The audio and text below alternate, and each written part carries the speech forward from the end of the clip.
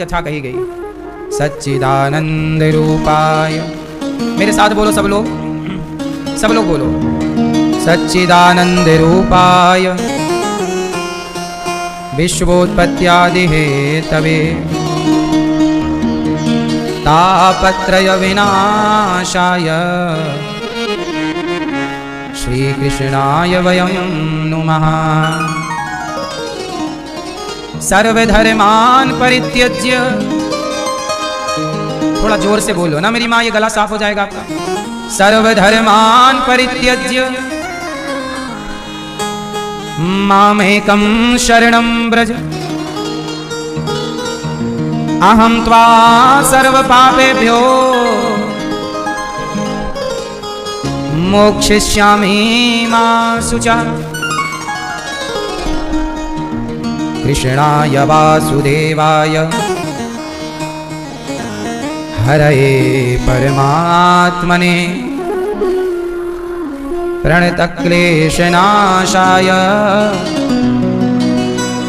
श्रीकृष्णाय वयं नुमः। कृष्णाय वासुदेवाय हरये परमात्मने प्रणतक्लेशनाशाय गोविंदाय नमो नमः। कृष्णाय वासुदेवाय, बोलो कृष्णाय वासुदेवाय हरये परमात्मने प्रणतक्लेशनाशाय गोविंदाय नमो नमः। हे नाथ, मैं आपको कभी भूलूं नहीं। हरि शरणम। भागवत जी में 6 अध्यायों की महिमा में पहला श्लोक है सच्चिदानंद रूपाय विश्वोत्पत्त्यादि हेतवे तापत्रय विनाशाय श्री कृष्णाय वयं नुमः। सतचित आनंद। देखो भागवत हमें कहाँ ले जाती है? आनंद की ओर। आज संसार में हम कहाँ चले गए हैं? दुख की ओर। आज संसार में क्या है? दुख है, तकलीफ है, कष्ट है। हर व्यक्ति परेशान है, गरीब से गरीब और अमीर से अमीर। परेशान तो सब हैं। ये बात सही है कि गलत है? परेशान सब हैं। कि आप में से कितने लोग परेशान हैं? कोई किसी से टेंशन है, दिक्कतें हैं, ये सब। कितने लोग परेशान हैं जिंदगी से? कोई परिवार से परेशान है, कोई शरीर से परेशान है, कोई रिश्तेदारों से परेशान है, कोई धन के संकट से परेशान है, पैसे से परेशान है, कोई पत्नी और पति से परेशान है, कोई बेटा और बेटी से परेशान है, कोई मकान और दुकान से परेशान है, कोई बिजनेस और व्यापार से परेशान है। हाँ या ना? सबकी परेशानियां अलग अलग हैं। किसी की परेशानी छोटी है, किसी की बड़ी है, पर हैं सब परेशान। आप कहो तो मैं आप सबकी परेशानी दूर कर सकता हूं। किस किस की दूर करने का प्रयास करूं?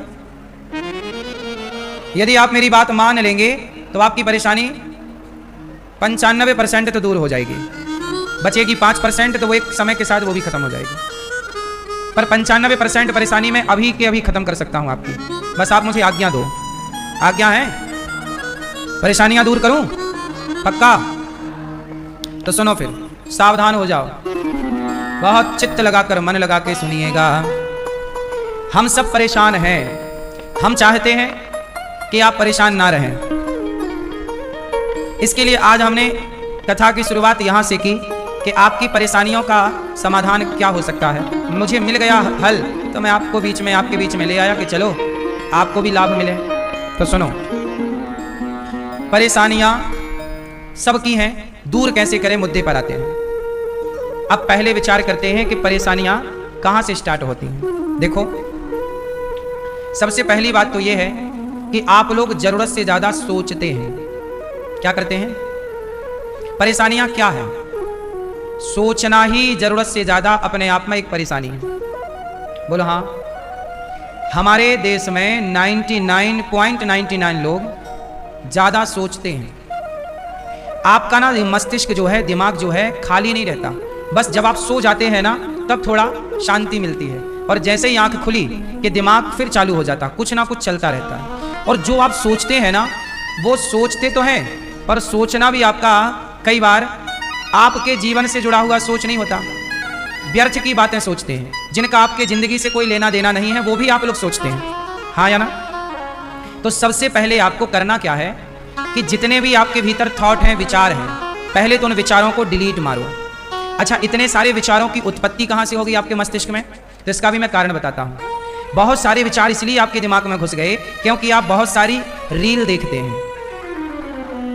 जो आप देखते हैं मोबाइल पर, एक वीडियो देखा, फिर दूसरा देखा, तीसरा देखा, चौथा देखा, पांचवा देखा, छठवां देखा, सातवां देखा, आपने 4 मिनट पहले कौन सी रील देखी थी ये आपको पता नहीं है। आप भूल गए 4 मिनट के अंदर। आप एक नई रील में खड़े हैं और उसे खिसकाते ही वो क्या थी वो आप भूल जाएंगे। बोलो हाँ। इससे क्या हो रहा है कि आपका जो याददाश्त है वो कमजोर हो रही है। क्या है ना, ठहराव समाप्त हो गया। पहले के व्यक्ति क्या थे, अब जैसे कथा हो रही है तो कथा 10 सेकंड की रील नहीं है, कथा 3 घंटे चलेगी। तो इस 3 घंटे में क्या होगा कि आपका दिमाग एक जगह स्थिर होगा। फिर इससे क्या होगा कि 3 घंटे में जो जो हम सुनाएंगे वो आपको याद रहेगा लंबे समय तक। लेकिन रील में देखी हुई चीज लंबी समय तक याद नहीं रहती, क्योंकि वहां दिमाग का ठहराव नहीं हुआ, लंबा नहीं टिका ना। दिमाग जहां लंबा टिकता है उसे याद रखता है, जहां लंबा नहीं ठहरता उसे याद नहीं रखता। कॉन्सेप्ट क्लियर है? जहां पर दिमाग ज्यादा लंबे समय तक टिकेगा वो चीज याद रखेगा, जो ज्यादा लंबे समय तक नहीं टिकेगा दिमाग जहां पर, उसे याद। क्लियर है? अब आगे चलते हैं। हुआ क्या कि आपके मोबाइल पे हर चीज आती है, पॉजिटिव और नेगेटिव। आप हर चीज देखते हैं और देखते देखते क्या होता है, आपके दिमाग में वो सारी चीजें घूमने लग जाती हैं कि उसके साथ ऐसा हुआ, कहीं हमारे साथ ऐसा ना हो, वो ऐसा किया क्या हमारे साथ ऐसा ना हो। वो जिनका आपसे कोई मतलब नहीं था, जिनसे आपका कोई संबंध नहीं था, वो व्यर्थ के विचार आपके भीतर प्रवेश कर जाते हैं। बोलो हाँ। और उन्हीं विचारों में आप रहते हैं, सोचते ही रहते हैं। आप खा रहे हैं पर आपका ध्यान कहीं और है, आप पानी पी रहे हैं पर ध्यान कहीं और है, आप बात हमसे कर रहे हैं पर ध्यान कहीं और है। इससे ये होगा कि आपका सुख चला जाएगा। सुखी व्यक्ति, देखो, शरीर से होना और मन से होना ये दोनों बातें एक हैं कि अलग अलग हैं? बोलो। जरूरी नहीं है कि आपका शरीर यहां है तो आपका मन भी यहां हो, सही है ना? इसलिए हमें दोनों चाहिए, शरीर भी चाहिए और मन भी चाहिए, क्योंकि शरीर से आप यहां बैठेंगे और मन से कथा सुनेंगे। शरीर हमारे आगे बैठा है पर आपका मन कथा में नहीं है, तो हम शरीर को थोड़ी कथा सुनाएंगे, वो सुन ही नहीं पाएगा। हाँ या ना? इसलिए आप लोगों का क्या हुआ है कि आप लोगों का शरीर अलग चला गया और मन अलग डायरेक्शन में चला गया। गलती कहां हुई कि आपने मोबाइल जरूरत से ज्यादा यूज किया।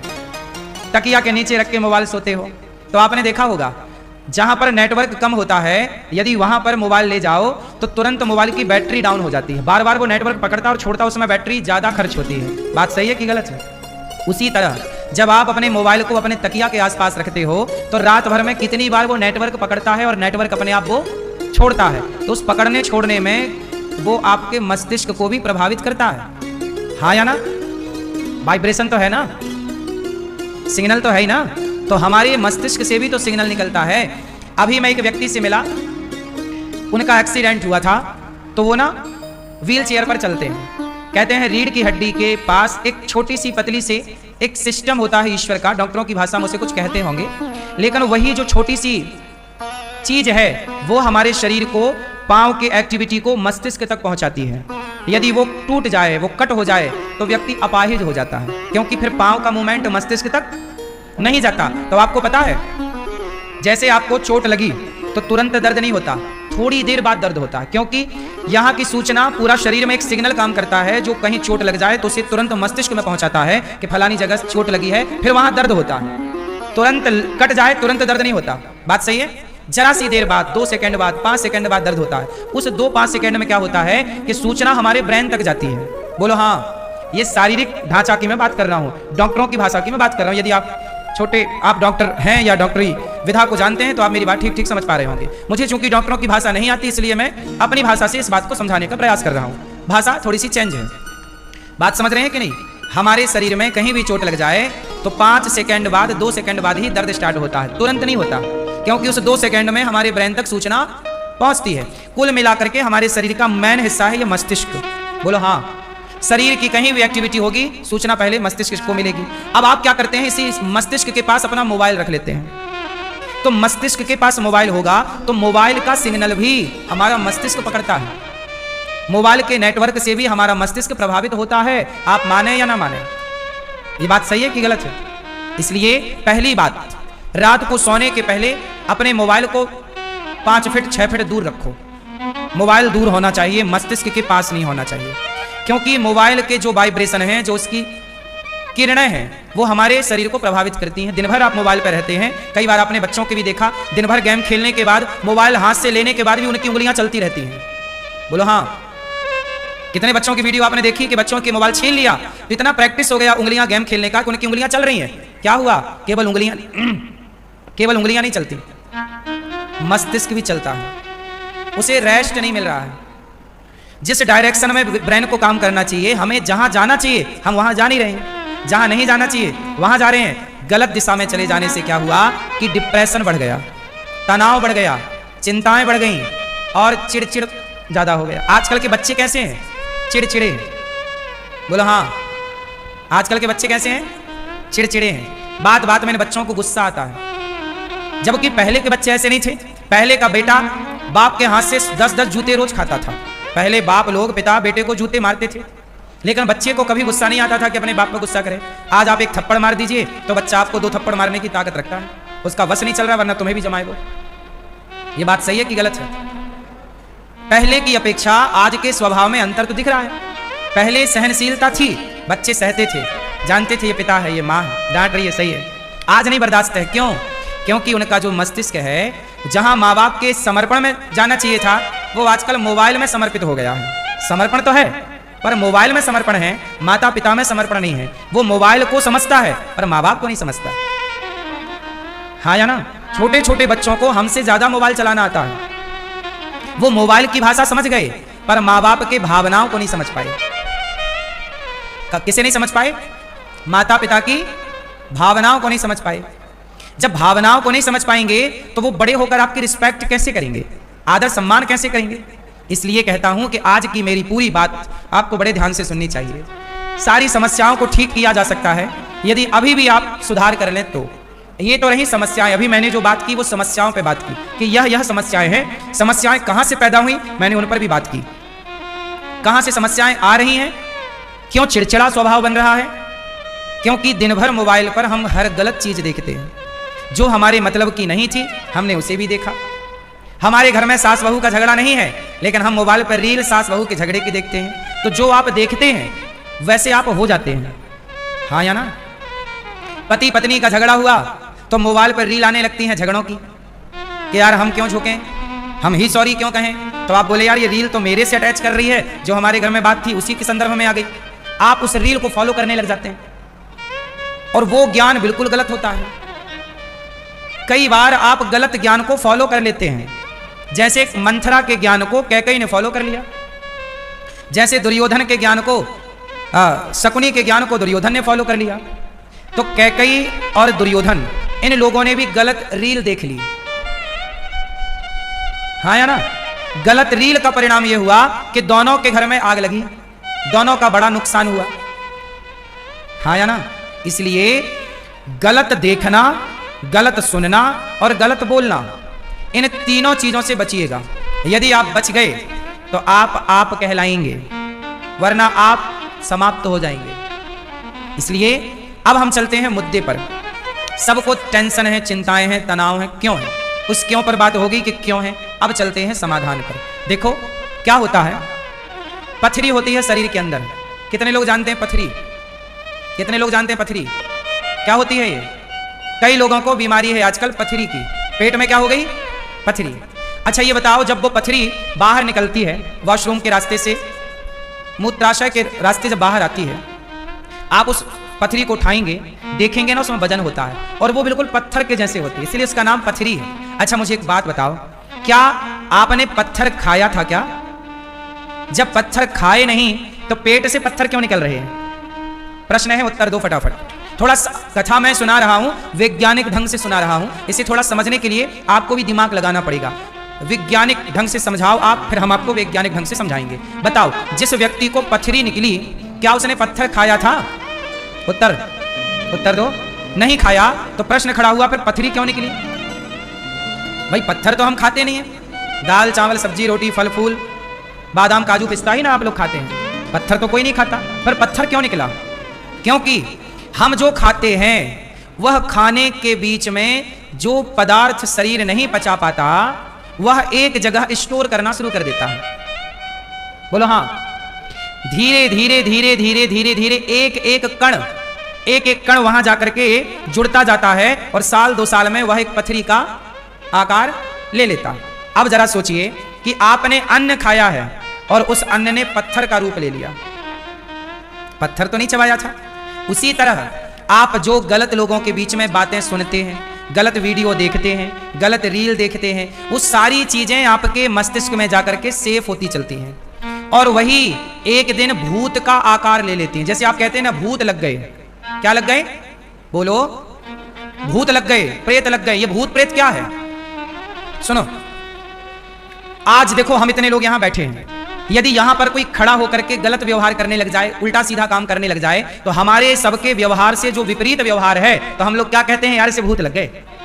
हाँ, गांव में कोई व्यक्ति गलत तरीके से नाचने लग जाए, कपड़े उतारने लग जाए या कपड़े पहनने लग जाए, उल्टे सीधे पहनने लग जाए, गलत गलत बोलने लग जाए, तो हमारे और आपके व्यवहार से जो विपरीत व्यवहार करेगा, तो समाज क्या बोल देगी? इसे तो क्या लग गए? तुरंत। जबकि वो भूत नहीं होता, वो क्या होता है उसे समझिए। ऐसा है कि जब आपके खाया हुआ पदार्थ पथरी का रूप ले लेता है, उसी तरह जब आप गलत गलत लोगों के बीच में बैठकर गलत गलत बातें सुनते हैं, गलत गलत चीजें देखते हैं, गलत गलत चीजें बोलते हैं, तो वो नेगेटिविटी आपके मस्तिष्क में इस तरह बैठ जाती है कि वह आपके व्यवहार को सबसे अलग कर देती है। और जब आपके व्यवहार अलग हो जाता है तो सोचने की क्षमता नष्ट हो जाती है, आप सही निर्णय नहीं ले पाते, सही दिशा में नहीं चल पाते, सही बातें नहीं कर पाते, जवान लड़खड़ाने लग जाती है, आपका दिमाग होता कहीं है और आप बोलते कुछ हैं। तो उसे बोलते बड़बड़ाना। उल्टा सीधा नहीं कहा यार, ये आदमी तो दिन भर बड़बड़ाता रहता है। बड़बड़ाने का मतलब क्या है? होशो हवास में ना रहना।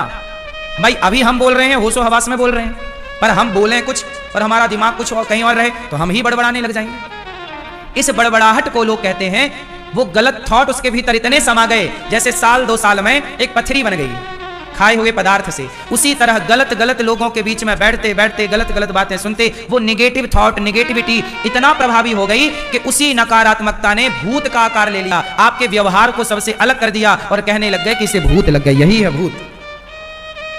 वो आपके व्यवहार को सबसे अलग कर रही है। जैसे सुशांत का केस उठा लो, सुशांत ने क्या किया? आत्महत्या कर ली। आजकल लोग क्या करते हैं? जरा सा डिप्रेशन, जरा सा तनाव, जरा सा नुकसान, चलो मर जाते हैं। सीधा लोग फांसी का फंदा गले पे डालते हैं, लटक जाते हैं, मर जाते हैं, जहर खा लेते हैं, आग लगा लेते हैं, इत्यादि तरह से लोग मर जाते हैं। अच्छा मुझे एक बात बताओ, क्या मर जाना इतना आसान है? बोलो। तो जो आत्महत्या करने वाले लोग होंगे, क्या उन्हें यह बात नहीं पता होती होगी कि यार बड़ा दर्द होगा, बड़ी पीड़ा होगी? और सुनो, जो आत्महत्या करने वाले लोग हैं, फांसी का फंदा डाल करके जब वो दर्द होता है ना, तो वो बचने के लिए पूरा फिर प्रयास करते हैं कि भाई मैं बच जाऊं, लेकिन चूंकि वो सारे ऑप्शन खत्म कर लेते हैं। लटकने वाला भी यदि बचना उसके पास ऑप्शन रहे तो वो लटकने के बाद भी बचना चाहे तो बच जाए। यदि उसके पास विकल्प होता तो वो ना मरता, क्योंकि मरने का जो दर्द है वो सबसे भयंकर है, ऐसे प्राण नहीं निकलते। अब मुझे एक बात बताओ कि जिंदगी इतनी खूबसूरत है, बताओ जिंदगी अच्छी है कि बुरी है? बोलो, अच्छी है। जब जिंदगी इतनी अच्छी है तो लोग मरना क्यों चाहते हैं? मतलब मरना का मतलब है आत्महत्या। मैं यहां सिर्फ आत्महत्या की बात कर रहा हूं। जब जिंदगी इतनी सुंदर है तो कुछ लोग आत्महत्या क्यों करते हैं? क्योंकि उनके जो पॉजिटिविटी का रास्ता था वो बंद हो गया।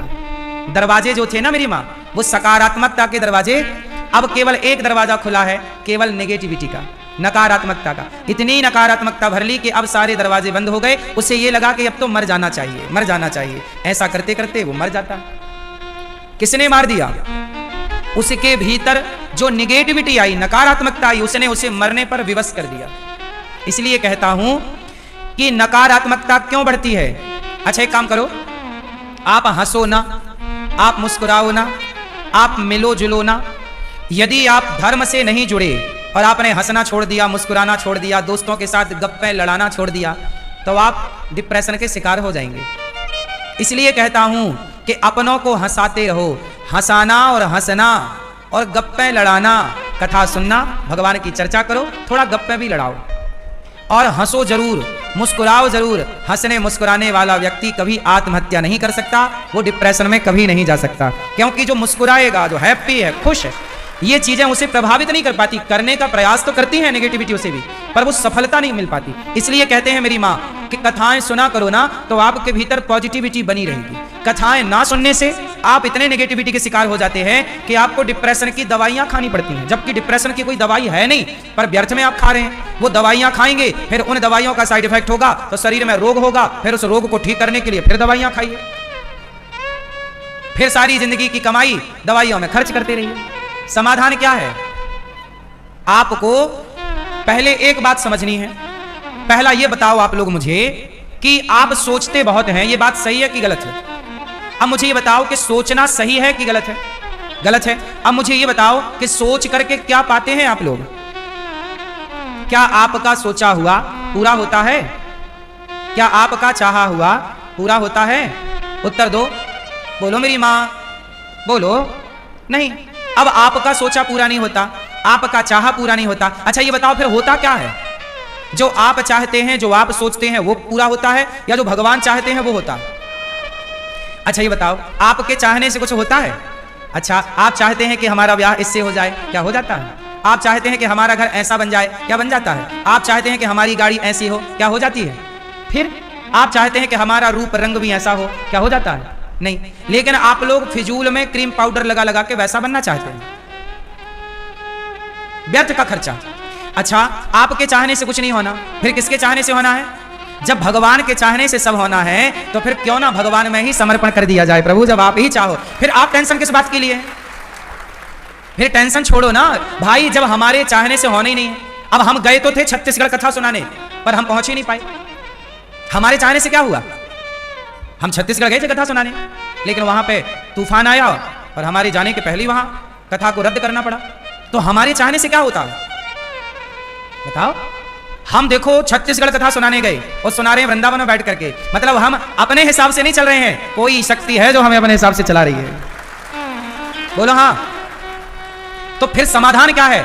हम परेशान नहीं होते, क्यों? हमें पता है कि हमें भगवान चला रहे हैं, हम उनके हिसाब से, इसलिए हम तो सरेंडर रहते। प्रभु ने कहा कि जाना है छत्तीसगढ़, तो चले गए। वहां तूफान भगवान ने भेज दिया कि भाई अब यहां से चलो, वापस आओ। हम वापस आए, चलो यहां कर। हमने समर्पण कर रखा है अपने आप को, प्रभु तुम्हारी मर्जी, हम तो तुम्हारी पतंग है, जैसे तुम उड़ाना चाहो उड़ाओ। जब आप इनमें समर्पण कर दोगे तो फिर टेंशन आपको थोड़ी होगी, हमें तो कोई टेंशन नहीं है। बोलो हाँ। हर हाल में हमें ये जानते हैं कि हम अपनी मर्जी से नहीं चल रहे हैं, हमें कोई शक्ति चला रही है। तो ये समर्पण है ना, इसलिए हम टेंशन नहीं लेते। आप टेंशन लेते हो, आपको लगता है हम कर रहे हैं, आपको लगता है बेटी का ब्याह हमें करना है, मैं बेटी का ब्याह। अब जब बेटी का ब्याह तुम्हें करना है तो टेंशन तुम्हारी ही होगी, और आप कहती हो बेटी का ब्याह हमें करना है। नहीं, जिसने बेटी को आंख दी है, जिसने बेटी को पांव दिए हैं, ये बताओ तुम्हारी बेटी को आंख किसने दी है? किसने? पांव किसने दिए तुम्हारी बेटी को? तुम्हारी बेटी को किडनियां किसने दी? पेट और पीठ किसने दिया? कान और मुंह किसने दिया? जिस परमात्मा ने तुम्हारी बेटी को बनाया है, उसे गोरा या काला बनाया है, लंबा या ठिनगा बनाया है, जिस परमात्मा ने उसे रूप रंग दिया, जिस परमात्मा ने उसे आंख कान हाथ पांव नाक दिए, क्या उस परमात्मा को चिंता ना होगी कि ये ब्याह के लायक हो गई तो इसका ब्याह भी करना? जिसने आंख नाक कान बनाई है, उसी परमात्मा ने उस लड़की के लिए एक वर भी बनाया होगा, लड़का भी बनाया होगा, जो आगे चलकर इसका पति होगा। जोड़ी तो सब ईश्वर बनाए ना भेजते हैं। बेटी पैदा हुई तुम्हारे घर तो उसका पति भी कहीं पैदा हो रहा होगा आसपास। तुम्हारे घर लड़का पैदा हुआ तो उसकी जोड़ी भी किसी ना किसी घर में पैदा हो गई होगी, और बाद में एक टाइम के बाद वो मिल जाते हैं, जिसे आप विवाह कहते हैं। आप प्लानिंग करो, टेंशन ना लो, ये विश्वास रखो कि जिस परमात्मा ने मेरी बेटी बनाई, मेरा बेटा बनाया, उसने ही इसके लिए इसकी जोड़ी भी बनाई होगी। जिस परमात्मा ने हमारा जीवन दिया है, वही परमात्मा हमारे जीवन को व्यवस्थित रखने की व्यवस्था भी कर रहा है। देखो ना, आप जब पैदा हुए तो आप रोटी खा नहीं सकते थे, आप उस समय पानी पी नहीं सकते थे, खिचड़ी और दलिया आप खा नहीं सकते थे। तब उसी को चिंता थी ना, तुम पैदा हुए तो पैदा होते तुरंत माता के आंचल में तुम्हारे लिए मीठा मीठा दूध भर दिया। चिंता थी तब ना दूध की सप्लाई चालू हो गई। ना होता तो तुम पैदा होके फिर दलिया खा लो, तो खा लो खिचड़ी, खा लो मुर्गी की टांग, खा लो मछली। परमात्मा ही ना है जो तुम्हारे पैदा होते ही तुम्हारी मां के आंचल में दूध भर रहा है। तुम क्यों नहीं देख पाते इस शक्ति को? तुम क्यों नहीं ईश्वर के हिसाब से चलते? अपना हिसाब किताब क्यों चलाते हो साहब? इसी से तुम तनाव में, डिप्रेशन में, चिंता में घिरे रहते हो। तुम अपने हिसाब से चलाना चाहते हो। अच्छा, दो लोगों का नाम सुनो, अर्जुन और दुर्योधन। दुर्योधन को भी भगवान श्री कृष्ण ने अपने हिसाब से चलाना चाहा था। क्या कृष्ण के हिसाब से दुर्योधन चला? गए थे ना, 5 गांव दे दो दुर्योधन। दुर्योधन क्या बोला? मैं सुई की नोक बराबर भूमि नहीं दूंगा। कृष्ण ने तो अपने हिसाब से चलाना चाहा था, पर दुर्योधन कृष्ण के हिसाब से नहीं चला, वो शकुनी के हिसाब से चला। जबकि अर्जुन कैसे चले?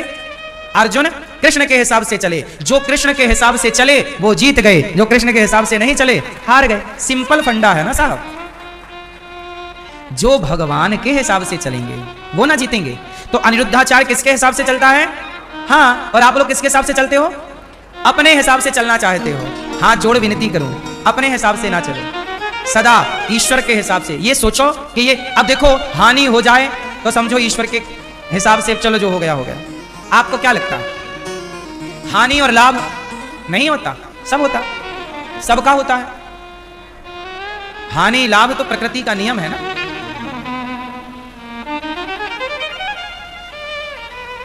अब देखो छत्तीसगढ़ में कथा थी, टेंट लगा, टेंट गिर गया, हानि हो गई टेंट वाले की। साउंड लगा, साउंड गिर गया, हानि हो गई।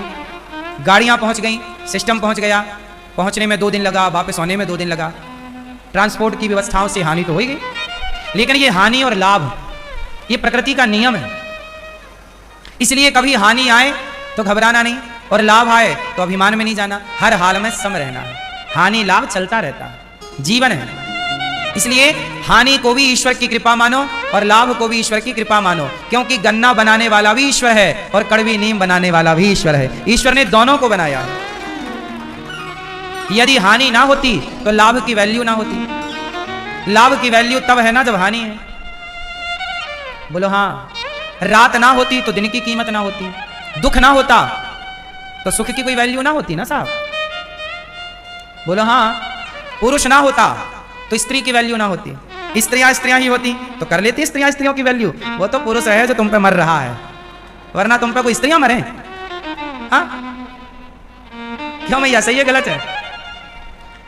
इसलिए पुरुष ना होए तो स्त्री की कोई वैल्यू नहीं, स्त्रियां ना होए तो पुरुषों की वैल्यू नहीं।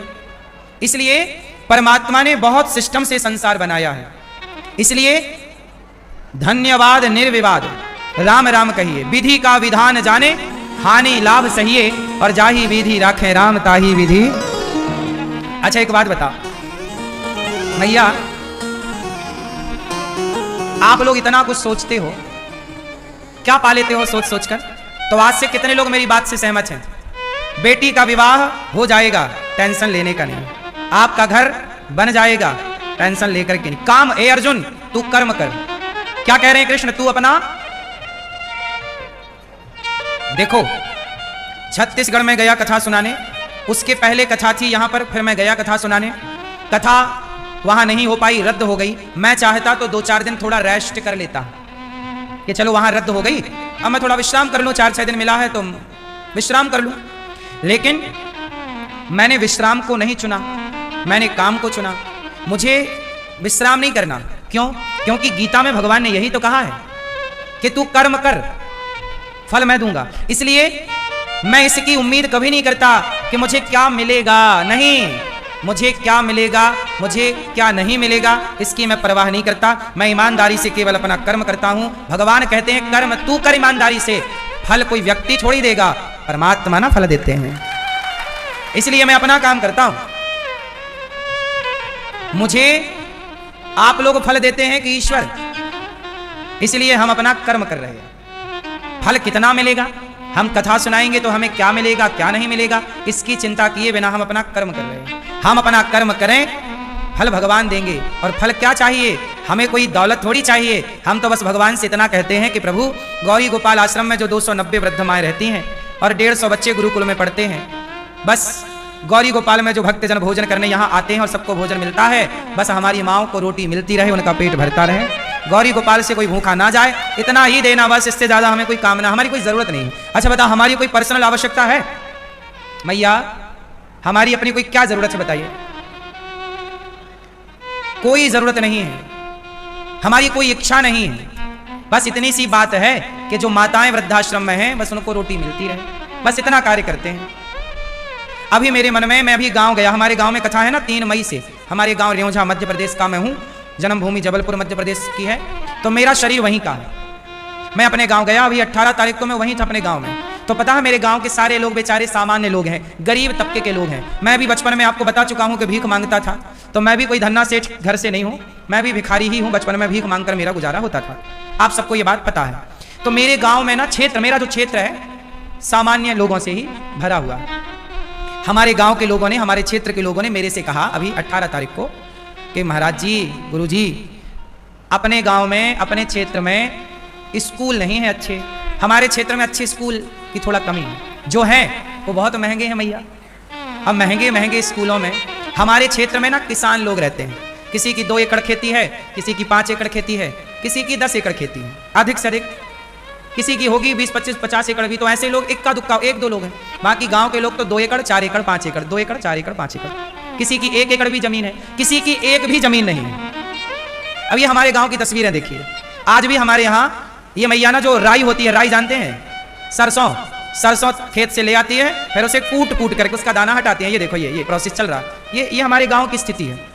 अब ये बताओ, ये मैया हैं, ये कूट करके जो इकट्ठा करती हैं। हमारे गांव में आज भी खपरे वाले घर हैं, खप्पर वाले।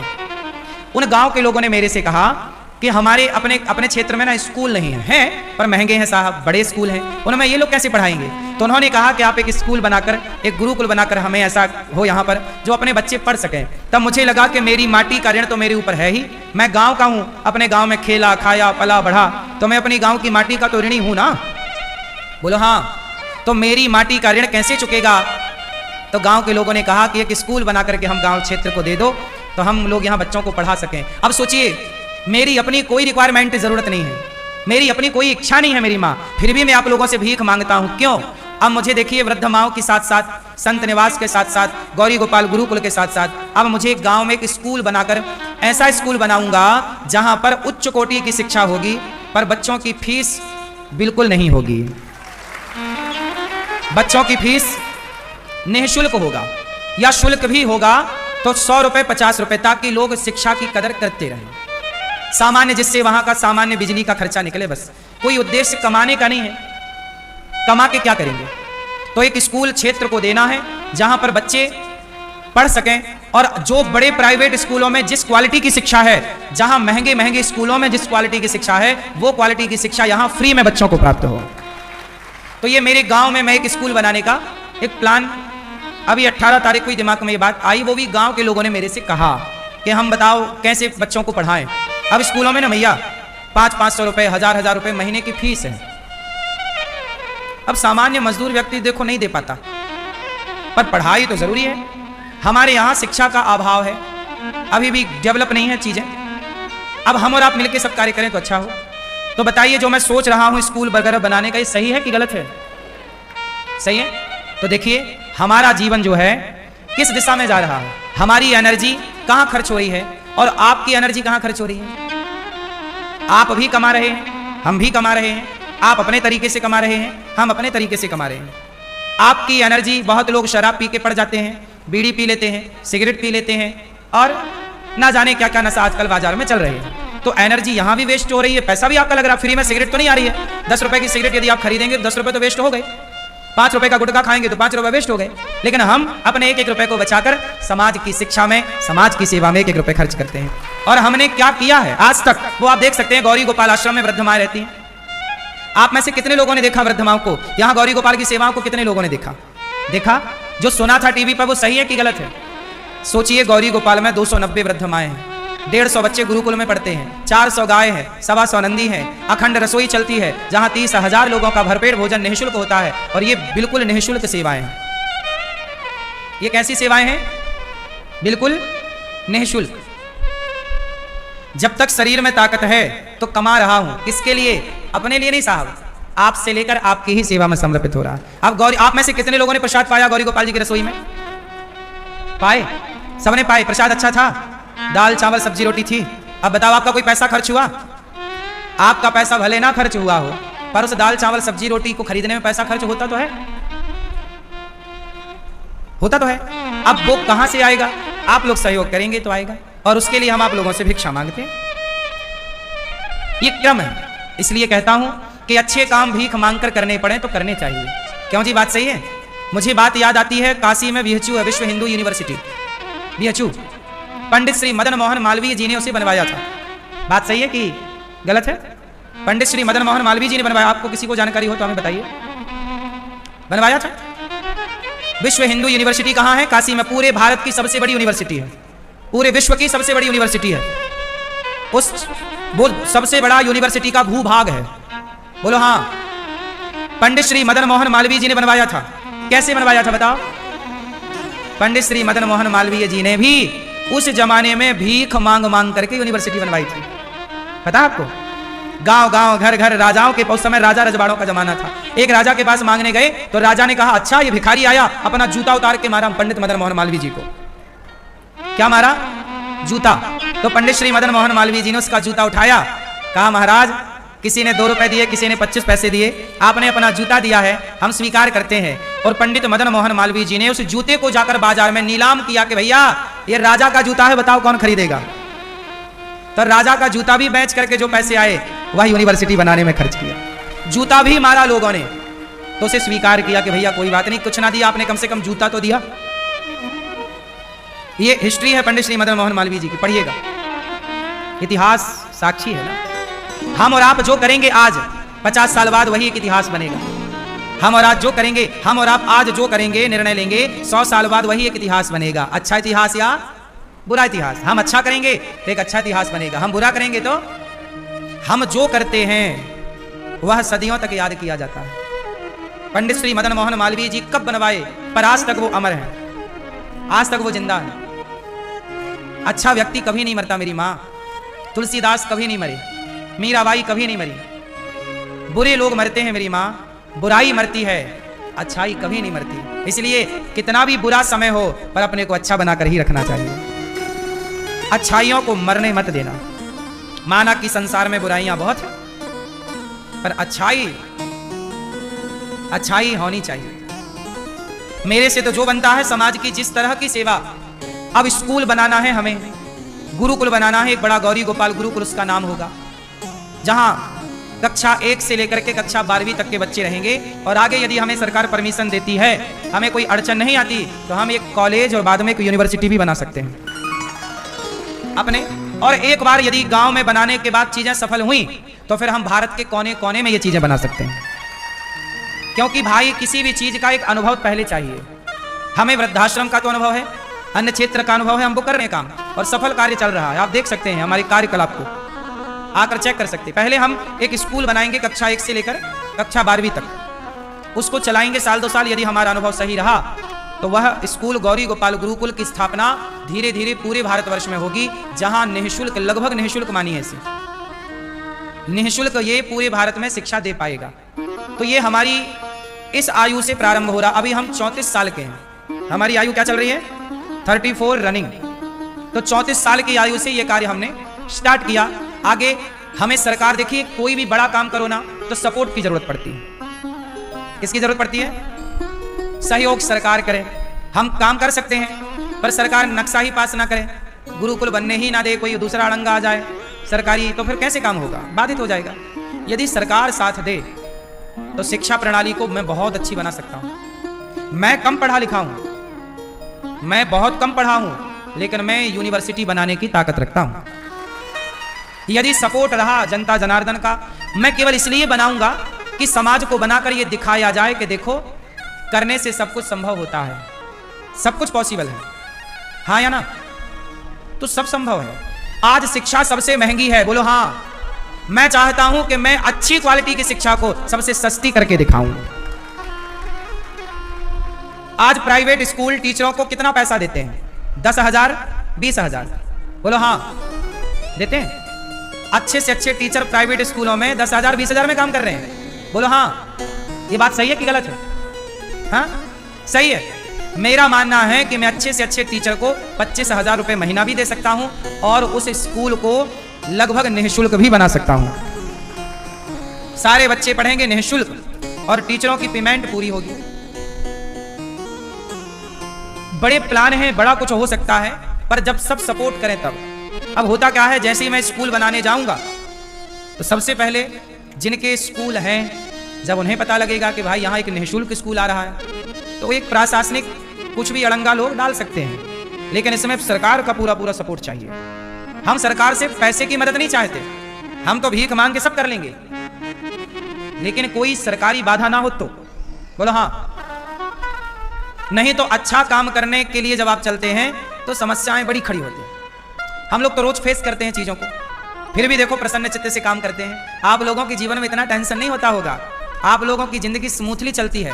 आप लोगों को देखने में लगता है कि देखो ये बाबा जी लोग क्या बढ़िया। नहीं, जो जितना देखो हम लोग आज यहाँ बैठ करके सोच किसके बारे में रहे हैं, समाज के बारे में, जनता के बारे में, कि हम क्या दे सकते हैं समाज को। आज देखो हम गौरी गोपाल गुरुकुल चला रहे हैं, हमारे पास 150 बच्चे पढ़ते हैं, बच्चों का रहना खाना पढ़ना लिखना सब फ्री है। हम अभी भी गुरुकुल चला रहे हैं, लेकिन हमारा जो गुरुकुल है अभी वो संस्कृत गुरुकुल है, जहां केवल वेद पुराण की शिक्षा बच्चों को दी जा रही है।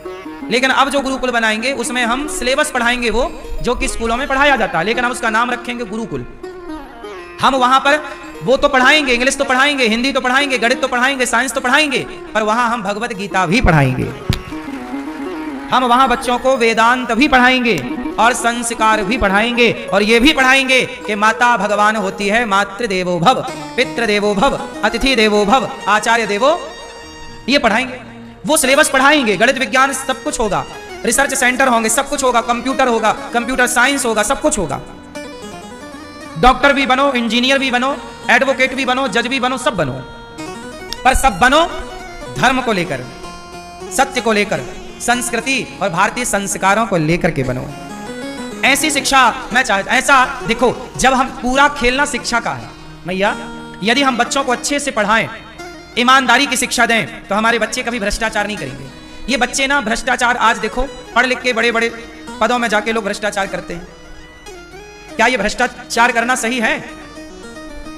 मैं चाहता हूं कि बेटा भ्रष्टाचार मुक्त भारत तब होगा जब हमारी शिक्षा भ्रष्टाचार मुक्त होगी। आज शिक्षा में ही भ्रष्टाचार है, नहीं है। तो हम तो जो स्कूल बनाएंगे, अब देखो अभी तो केवल विचार है, अब इस विचार को साकार करने में 1-2 साल लगेगा, लेकिन इन 1-2 साल में आप सबका सहयोग लगेगा, तब फिर हम समाज को बता सकते हैं। और मैं जो गुरुकुल बनाऊंगा वहां का ड्रेसअप जो रहेगा, बच्चे हमारे धोती कुर्ता पहन के स्कूल में आएंगे। पुराना क्या सेटअप था बताओ? क्या धोती कुर्ता पहन के इंजीनियर नहीं हो सकता? क्या धोती कुर्ता पहन के डॉक्टर नहीं हो सकता? जरूरत क्या है कि हम पैंट शर्ट और टाई पहन के ही हम डॉक्टर बने, इंजीनियर बने? ठीक है, पढ़ने के बाद जो ड्रेसअप होगी वो तो होगी, सरकारी गाइडलाइन पर चलनी है, लेकिन जब तक स्कूल में बच्चे हैं तो धोती कुर्ता। फिर वो इंजीनियर बनेंगे, वो डॉक्टर बनेंगे, तो डॉक्टरों की जो वेशभूषा है वो, जबकि होना तो सिद्धांत तो भारत का यही कहता है। मैं दुबई गया, तो दुबई में जहां पासपोर्ट जमा करते हैं, जहां दिखाते हैं, चेकअप होता है, वहां पर जितने भी अधिकारी बैठे थे वो दुबई की वेशभूषा में बैठे थे, ना कि पैंट शर्ट में। सोचो दुबई की वेशभूषा क्या है? एक व्हाइट कलर का लपेटना, व्हाइट कलर का कुर्ता और सिर पर व्हाइट कलर का रुमाल, और उसमें एक काला सा 2 वो घेरा पट्टी, वो वहां की पहनावा है, नेचुरल वहां का पहनावा। दुबई के लोग कैसे पहनते हैं? लाल काले कलर की पट्टी ऐसे रस्सी सी और सिर पे कपड़ा। बोलो हाँ। सोचिए, जब मैं दुबई गया तो मैंने दुबई में देखा कि बताओ ये मुस्लिम कंट्री है और ये लोग अपने ड्रेसअप में बैठ करके सरकारी कार्य कर रहे हैं। सारा सरकारी कार्य वहां के दुबई के नेचुरल ड्रेसअप में होता है, तो भारत के कार्य भारत के नेचुरल ड्रेसअप पे क्यों नहीं हो सकते? यहां पर पैंट शर्ट तो इंग्लैंड का कल्चर है ना, पैंट शर्ट तो इंग्लैंड। भाई ये बताओ साहब, महाराणा प्रताप लड़े थे, शिवाजी लड़े थे, तो पैंट शर्ट पहनकर लड़े थे युद्ध के, धोती कुर्ता। आज तो बच्चे हमारे अपना परिधान भी भूल गए ना, पहनावा तक तो भूल गए। हमने पाया क्या, खोया क्या? दोनों का एक कागज में लिखना सीखो। क्या पाए 2025 तक इस विकास के नाम पर, और क्या खोए? तो खोने वाली लिस्ट बड़ी होगी कि आपने अपने संस्कार खो दिए, आपने अपना पहनावा खो दिया, आपने अपने शर्म लाज खो दी, आपने प्रकृति को खो दिया, आपने माँ बाप का सम्मान खो दिया। क्या खोया है? एक इसकी भी लिस्ट बनाओ। क्या पाया? हमने सैटेलाइट पाई, हमने एरोप्लेन पाए, 21वीं सदी में हम लोग यात्रा एरोप्लेन से कर रहे हैं, हमने रेल पाई इतनी फास्ट, सुपर फास्ट। ठीक है, ये टेक्नोलॉजी अपनी जगह सही है, पर क्या हम अपने संस्कार खोए बिना इन चीजों को नहीं पा सकते थे? हमारा प्रश्न ये है, क्या अपनी संस्कृति खोए बिना इन चीजों को नहीं पाया जा सकता था?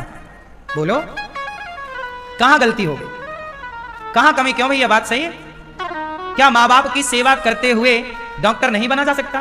क्या मरीज को भगवान मानते हुए क्या डॉक्टर नहीं सेवा कर सकते? आज समाज में यह भी तो एक सवाल है कि डॉक्टर मुर्दों को भर्ती कर लेते हैं। डॉक्टर तो जानता है ना कि ये मुर्दा है, फिर काहे भर्ती कर लिया? क्योंकि डॉक्टर तो हो गया साहब, पर उसने अपने संस्कारों को गवा दिया, अपनी संस्कृति को गवा दिया। संस्कारवान होता तो मुर्दे को तो भर्ती ना करता। क्यों जी? बात से इसलिए शिक्षा बहुत अच्छी चीज है, पर शिक्षा के साथ ना संस्कार बहुत जरूरी है। हम लोग भी शिक्षा के बिना कुछ भी नहीं है, आप भी शिक्षा के बिना कुछ भी नहीं है। शिक्षा तो सब कुछ है, पर वो शिक्षा कैसी हो? संस्कारों की चाशनी में डूबी हुई हो। कितने लोग मेरी बात से सहमत हैं? तो आपको हम कह रहे थे कि जो हम सोचते हैं, कई बार दुर्योधन ने कृष्ण की बात नहीं मानी, अर्जुन ने कृष्ण की बात मान ली। बस बात यह है कि आप बात मानते किसकी है। आप शकुनी की बात मानेंगे तो आपका नाश होना तय है, और आप कृष्ण की बात मानेंगे तो आपकी विजय निश्चित है। अब ये देखो कि आप किसकी बात मानते हैं। यदि आप टेंशन में हैं तो आप मेरी बात मानने लग जाइए, मेरी बताई पद्धति को अपनाइए, मेरे बताए रास्ते पर चलिए, आपको कभी टेंशन नहीं होगी। टेंशन हम क्यों लें? हम सोच सकते हैं, हम व्यवस्थाएं बना सकते हैं, आगे उस पर मोहर लगाने का काम तो भगवान का है। तो हम तो पूर्ण समर्पण हैं प्रभु में, आप जानो और आपका। हम तो आपकी पुतली हैं, हम तो आपके नौकर हैं। क्यों जी? हम भगवान के क्या हैं? जैसे भगवान रखेंगे। तेरे फूलों से भी प्यार। अच्छा, हमारी अपनी कोई कामनाएं ना हो और हम निस्वार्थ भाव से कार्य करें, कितना अच्छा होगा। आज मैया एक बात बताएं, आज लोगों को अंधा किसने बना दिया है?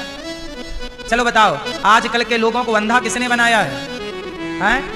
किसने? पैसे ने। साहब, हाथ जोड़कर विनती करूं, आपके पास पैसा आ जाए तो समाज की सेवा में लगा देना, भगवान बहुत खुश हो जाएंगे। वरना पैसा जोड़ जोड़ के मर गए कितने, क्या पा लिया? बोलो हाँ। अच्छा ये बताओ, अनिरुद्धाचार्य का काम करना और पैसा कमाना सही है कि गलत है?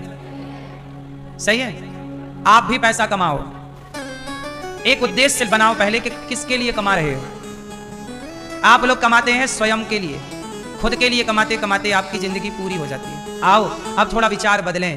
स्वयं के लिए तो पक्षी भी करते हैं, पशु भी करते हैं, पर आओ हम दूसरों के लिए करें। जो दूसरों के लिए करता है, भगवान बोले तू चिंता मत कर, तू समाज के लिए कर, मैं बैठा हूं तेरे लिए।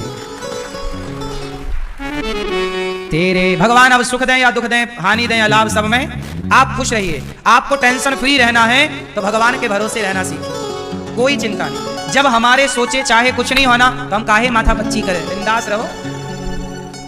क्यों? मैया आपके सोचने से होगा, इसलिए सुख आए तो हंसो, बोलो ही,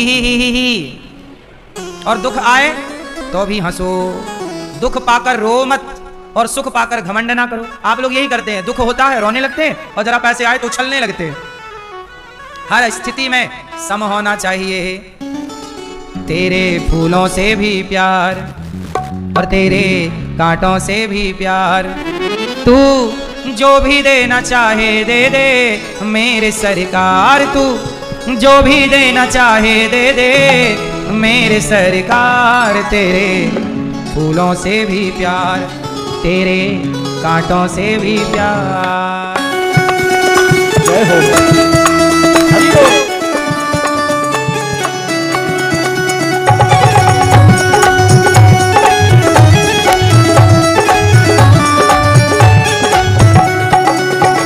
तेरे फूलों से भी प्यार, तेरे कांटों से भी प्यार, तेरे फूलों से भी प्यार, तेरे कांटों से भी प्यार। तू जो भी देना चाहे दे दे मेरे सरकार, तू जो भी देना चाहे दे दे मेरे सरकार। तेरे फूलों से भी प्यार, तेरे कांटों से भी प्यार, तेरे फूलों से भी प्यार, तेरे कांटों से भी प्यार।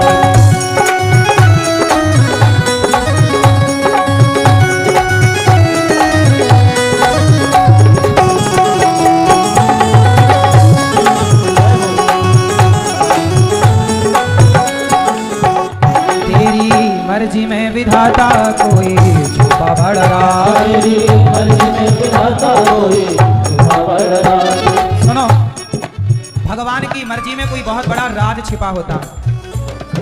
जब हमारे मन में पहली बार ये विचार आया कि वृद्धाश्रम बनाऊं, तब केवल विचार था, वृद्धाश्रम नहीं था। ऐसे आज हमारे अंदर विचार आया कि एक स्कूल हो, गुरुकुल हो बड़ा। आज वो केवल विचार है, लेकिन इस विचार में भी ईश्वर ने कुछ छिपा के रखे, कुछ कराना है ईश्वर को बड़ा, इसलिए ये विचार आया, वरना ये विचार भी ना आता। तेरी मर्जी में विधाता कोई छुपा बड़ा राज। तेरी मर्जी में विधाता कोई छुपा बड़ा राज। दुनिया चाहे हमसे रूठे तू ना होना नाराज। दुनिया चाहे हमसे रूठे तू ना होना नाराज। तुझे बंधन है बार बार, तुझे बंधन है बार बार। कर ले हमको तू स्वीकार। कर ले हमको तू स्वीकार। तू जो भी देना चाहे दे दे मेरे सरकार। तू जो भी देना चाहे दे दे मेरे सरकार। तेरे फूलों से भी प्यार, तेरे कांटों से भी प्यार। तेरे फूलों से भी प्यार, तेरे कांटों से भी प्यार।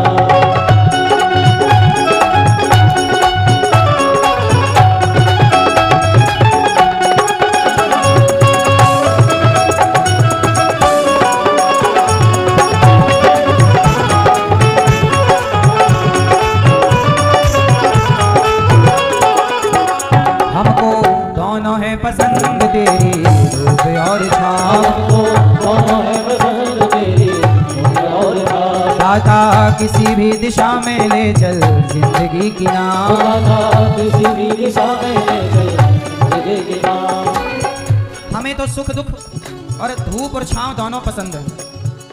हमको दोनों है पसंद तेरी। हम कभी शिकायत नहीं करते कि भगवान हमें दुख दिए। हमने कभी दुख को दुख की तरह लिया ही नहीं, हमने दुख को भी भगवान के प्रसाद की तरह लिया है कि यह भी ईश्वर का प्रसाद है।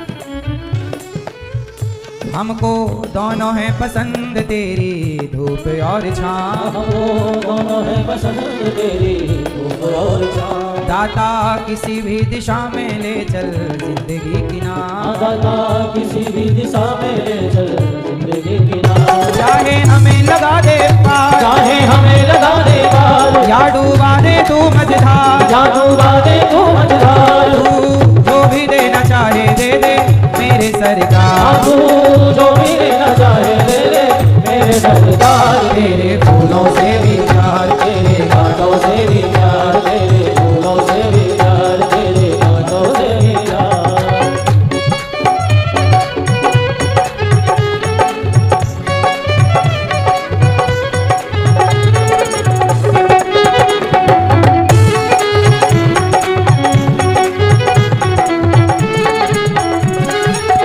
चाहे सुख दे या दुख, चाहे खुशी दे या गम। चाहे सुख दे दुख, चाहे खुशी दे गम।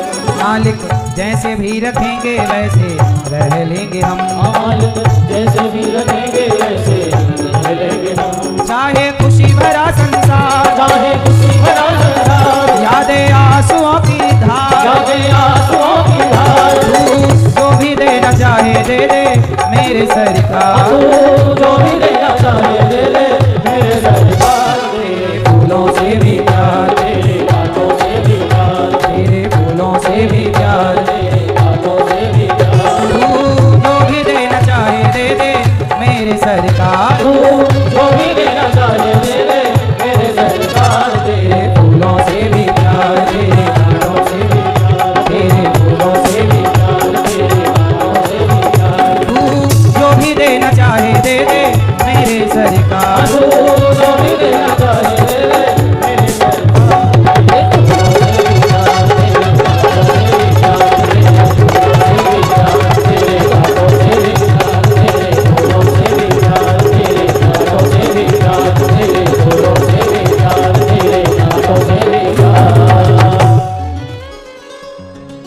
तेरी मर्जी में विधाता कोई छुपा बड़ा राज।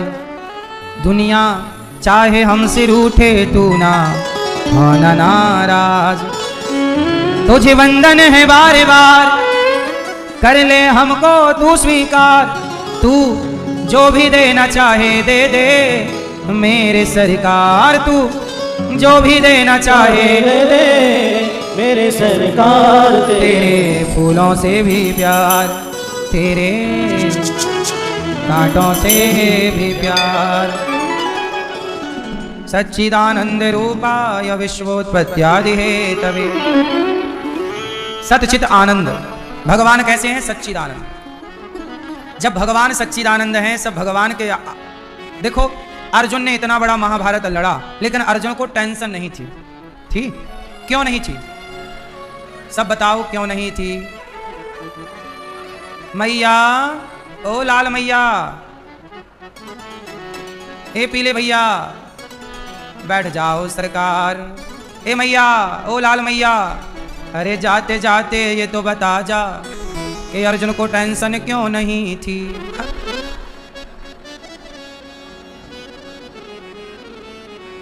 हैं? अर्जुन ने पूरा महाभारत लड़ा पर चिंता नहीं थी। क्यों? क्योंकि भरोसा था कि मेरे साथ कृष्ण है। जिसको ये भरोसा हो जाए कि मेरे साथ भगवान है, उसे कभी चिंता हो ही नहीं सकती। यदि आपको चिंता है, इसका मतलब आपका भरोसा भी कच्चा है। आपको चिंता है? बोलो हाँ। किस किस को टेंशन है, चिंताएं हैं? हाथ उठाओ।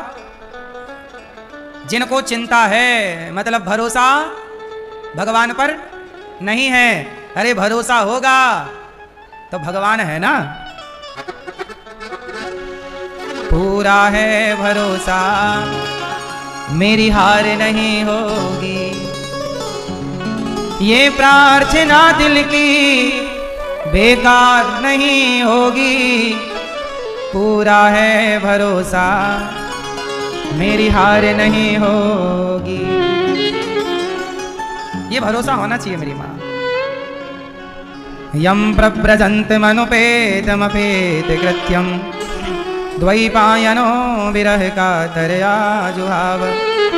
पुत्रेति तन्मयतया तरवो विनेदुस्तं सर्वभूत हृदयं मुनिमानतोऽस्मि। यम श्री सुखदेव भगवान, यम प्रव्रजन्तमनुपेतमपेत कृत्यम। सुखदेव भगवान का प्राकट्य हुआ, जन्म लेते ही सन्यासी हो गए। ऐसे सुखदेव भगवान को नमस्कार। सूत जी महाराज शौनक आदि ऋषियों के बीच में आए। शौनक आदि ऋषियों ने सूत जी का वंदन किया और सूत जी से सवाल किया कि महाराज हमें कथा ऐसी सुनाओ कि सारम सारम समुद्रतम, कथा ऐसी हो सबका सार हो। सुखदेव श्री सूत जी बोले कि देखो मैं आपको भागवत की कथा सुनाऊंगा। भागवत की कथा क्या है? सारे पुराणों का, सारे वेदों का सार है। कहते हैं भागवत सुन लेने से सब कुछ सुन लेने का पुण्य मिल जाता है। अलग से कुछ सुनना नहीं पड़ता। 4 वेद, 18 पुराण इत्यादि चीजें आप नहीं सुन पाए तो भागवत सुन लें। भागवत जरूर सुनना चाहिए। क्या हुआ? एक बार इंद्र भागवत सुनने आए। इंद्र ने सुखदेव भगवान से कहा कि सुखदेव जी आप हमें भागवत सुनवाओ। वो राजा परीक्षित को भागवत सुना रहे थे सुखदेव जी। तो देवराजेंद्र बोले कि हमें भागवत सुनवाओ। तो देवराजेंद्र ने जब कहा कि हम सुनेंगे तो सुखदेव जी ने कहा ना इंद्र, हम आपको भागवत नहीं सुनवाएंगे। क्यों? क्योंकि आप भागवत सुनने के अधिकारी नहीं है। अच्छा मैया, भागवत सुनने का अधिकारी कौन है? अच्छा बताओ, भागवत सुनने का अधिकारी कौन है? क्यों? मैया, ए मैया, भागवत सुनने का अधिकारी कौन? कौन? बैठे बैठे। हाँ, भागवत सुनने का अधिकारी वो जिसके अंदर से निंदा, चुगली, छल, कपट समाप्त हो जाए। देखो हम भागवत सुने और भागवत सुनने के बाद भी हम निंदा और चुगली करें, भागवत सुनने के बाद भी हम छल और कपट करें, तो फिर भागवत सुनने का मतलब क्या है? भाई भागवत सुनने का मतलब तो ये है कि जिसका हृदय पवित्र हो जाए, फिर दोबारा निंदा चुगली में उसको स्वाद ना मिले। अब आप भागवत सुन रहे हैं 3 घंटे और बाद में फिर आप पड़ोसी की निंदा करने लग जाओ, तो फिर भागवत सुनने का कोई मतलब ही नहीं हुआ। फिर लोग क्या कहेंगे? वाह देखो ये भागवत सुनने वाले लोग ऐसे हैं, देखो निंदा चुगली कर रहे हैं। इसलिए निंदा चुगली वो करें, गलत काम वो करें जो धर्म को नहीं जानते, जो धर्म से नहीं जुड़े। जो धर्म से जुड़े हैं, जो धर्म को जानते हैं, कम से कम वो तो गलत कामों से बचें। वो तो गलत कामों से बचें ना मेरी माँ। हमें गलत काम नहीं करने चाहिए। हम क्यों गलत काम करें? इसलिए अच्छे काम करो, सही काम करो। भागवत सुनने का अधिकारी वो जिसका मन साफ हो गया हो, ना काहू से दोस्ती ना काहू से बैर, कबीरा खड़ा बाजार में सबकी चाहे खैर। सबका भला हो, सर्वे भवन्तु सुखिनः, सब सुखी रहें। जिसकी ये भावना है सबका भला हो। हाँ मैया, भला की जय भला होगा, बुरा की जय बुरा होगा। बोलो हाँ, सही है। सजन रे झूठ मत बोलो, प्रभु के पास जाना है। सही है ना मेरी माँ? सजन रे झूठ मत बोलो, प्रभु के पास जाना है। न हाथी है न घोड़ा है, वहाँ पैदल ही जाना है। हाँ? भला की जय भला होगा, भला बोलो, जय भला होगा, भला की जय भला होगा, भला की जय भला होगा, बुरा की जय बुरा होगा, बुरा की जय बुरा होगा। वही लिख लिख कर क्या होगा, यही सब कुछ चुकाना है। वही लिख लिख के क्या होगा, यही सब कुछ चुकाना है। सजन रे झूठ मत बोलो, प्रभु के पास जाना है। मैया जी झूठ मत बोलो, प्रभु के पास जाना है। लड़कपन खेल में खोया, लड़कपन खेल में खोया, जवानी नींद भर सोया, जवानी नींद भर सोया। बुढ़ापा देख के रोया, वही किस्सा पुराना है। बुढ़ापा देख कर रोया, यही किस्सा पुराना है। मैया जी झूठ मत बोलो, प्रभु के पास जाना है। भैया जी झूठ मत बोलो, भैया जी झूठ मत बोलो, मैया जी झूठ मत बोलो, मैया जी झूठ मत बोलो। मैया जी झूठ मत बोलो, प्रभु के पास जाना है। न हाथी है न घोड़ा है, वहाँ पैदल ही जाना है। और तुम्हारे महल चौबारे, तुम्हारे महल चौबारे, यहीं रह जाएंगे सारे, यहीं रह जाएंगे सारे। अकड़ किस बात की प्यारे, ये सर फिर भी झुकाना है। अकड़ किस बात की प्यारे, ये सर फिर भी झुकाना है। सजन रे झूठ मत बोलो, प्रभु के पास जाना है। इसलिए कहता हूँ ईमानदारी का जीवन जियो बिंदास, अच्छा काम करके मरो। मरने के बाद भी लोग तुम्हें याद करेंगे भाई, तुम अच्छा तो करो। और जीने का मतलब ही तब है कुछ ऐसा कर जाओ कि लोग तुम्हें याद करें। किसे लोग याद रखते हैं? अच्छे लोग को या बुरे लोग को? बुराई भी याद रहती है, रावण भी याद है, राम भी याद रहते हैं, राम भी याद है। हर कितना है कि जब रावण को याद किया जाता है तो पुतले जलाए जाते हैं, राम को याद किया जाता है तो मंदिर बनाए जाते हैं। याद दोनों को किया जाता है। तो आपको याद किया जाए तो लोग अच्छा कहें कि भाई अच्छे थे, वरना तो फिर बुढ़ापा देख कर रोया, यही किस्सा पुराना है। ये पुराना किस्सा है, बूढ़े हो गए फिर मर गए। सुनो, देवराज इंद्र को सुखदेव जी ने भागवत नहीं सुनाई, तब इंद्र ने तराजू बांधी, भागवत जी को पलड़े पर रखा, तौला तो भागवत जी का पलड़ा भारी था। अच्छा, इंद्र का घमंड चूर चूर हुआ, भागवत जी से भगवान प्रकट हो गए। नारद जी कहाँ? अच्छा, ये नारद जी कौन है? हैं? भैया नारद जी कौन है? कौन? आपके पड़ोसी हैं? नारद जी कौन है? सुनो, नारद जी ब्रह्मा जी के पुत्र हैं, ये तो पहला परिचय है, पर यह परिचय विशेष नहीं है। और सुनो, नारद जी पार्वती जी को जानते हो? शंकर जी की पत्नी माता पार्वती, पार्वती मैया के गुरु हैं नारद जी। नारद जी की चेली है पार्वती जी। नारद जी पार्वती जी के गुरु, बोलो हाँ। वेद व्यास जी को जानते हो, जिन्होंने भागवत लिखी? वेद व्यास जी के गुरु नारद जी। वाल्मीकि जी को जानते हो, जिन्होंने वाल्मीकि रामायण लिखी, सीता मैया उनके यहाँ रही, वाल्मीकि जी के गुरु नारद जी। ध्रुव जी को जानते हो? ध्रुव जी के गुरु नारद जी। प्रहलाद जी को जानते हो? प्रहलाद जी के गुरु नारद जी। नारद जी इन सबके गुरु हैं, पर वो नारद जी जपते क्या हैं? नारायण नारायण। आप भी नारद जी को फॉलो करो, केवल नारायण, श्रीमन नारायण। नारद जी नारायण नारायण जपते, यही सार है जीवन का। चाहे सीताराम सीताराम जपो, राधे कृष्ण या श्रीमन नारायण, सबका मतलब। तो नारद जी एक बार सारे पृथ्वी का भ्रमण करने आए, पर उन्होंने देखा कि कहीं सत्य नहीं। सत्यम नास्ति तपः शौचम दया दानम न विद्यते उदरम भरिणो जीवा वराकाः कूटभाषिणः। कलयुग में नारद जी ने देखा सत्यम नास्ति, क्या नहीं है? सत्यम नास्ति, सत्य नहीं है। कलयुग में क्या नहीं है? सत्य नहीं है ना के बराबर। आज लोग ज्यादा क्या बोलते हैं? सजन रे झूठ मत बोलो, इसलिए हमने पहले ही सुना दिया कि झूठ ना बोलना। झूठ बोलना पाप है। मैया झूठ बोलना, बोलो झूठ बोलना। नदी किनारे काली माता आएंगी और घींच काट के, झूठ बोलना पाप है, नदी किनारे सांप है। झूठ बोलना पाप है, लेकिन आजकल लोग मानते नहीं। अच्छा ये बताओ, झूठ बोलना चाहिए कि नहीं? हाँ, झूठ भी बोला जाता है, पर कहां? जहां जरूरत है। कुछ स्थान ऐसे हैं जहां झूठ बोल देना ठीक है। कहां कहां झूठ बोलना चाहिए बता? पीली मैया नीचे का तुम गड्ढा खोद दोगी देख देख के आंखों से। ये बताओ कहां झूठ बोलना चाहिए? कहां कहां कहां? जहां आपके झूठ बोल देने से गौ माता की रक्षा हो रही हो।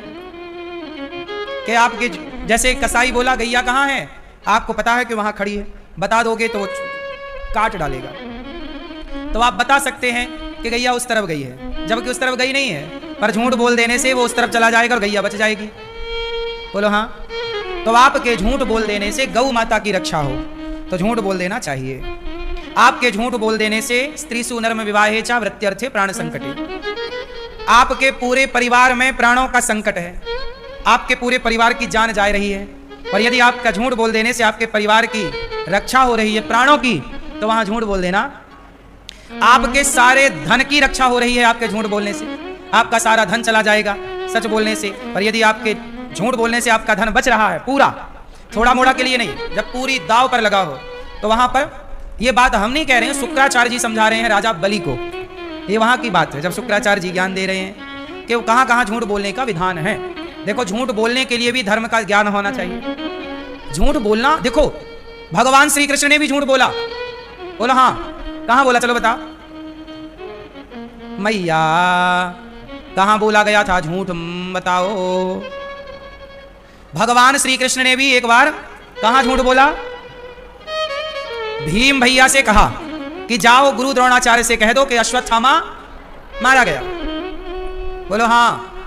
अब सवाल ये खड़ा हुआ कि गीता सुनाने वाले कृष्ण ने, साक्षात भगवान नारायण ने झूठ का सहारा लिया।